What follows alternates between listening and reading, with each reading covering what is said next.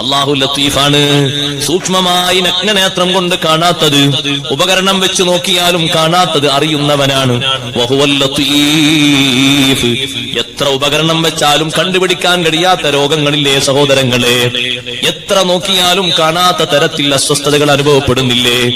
എത്ര നോക്കിയാലും എത്ര സൂക്ഷ്മമായി നിരീക്ഷണം നടത്തിയാലും കണ്ടെത്താത്ത എത്ര വസ്തുതകളുണ്ട്?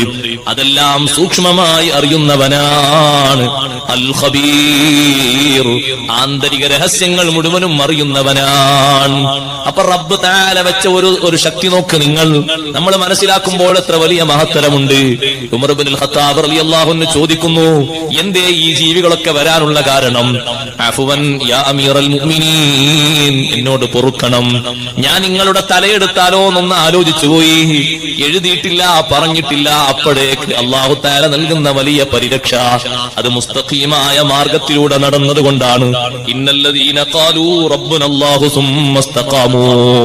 അല്ലാഹുവാണ് റബ്ബെന്ന് അചഞ്ചലമായി വിശ്വസിക്കുകയും അതോടനുബന്ധിച്ച് വിശ്വസിക്കാൻ പറഞ്ഞതൊക്കെ വിശ്വസിക്കുകയും സുമ്മ ഇസ്തഖാമൂ, പിന്നെ മുസ്തഖീമായ വഴിയിലൂടെ സഞ്ചരിക്കുകയും ചെയ്തവർ ഫലാ ഖൗഫുൻ അലൈഹിം, അവർക്ക് യാതൊന്നും പേടിക്കാനില്ല.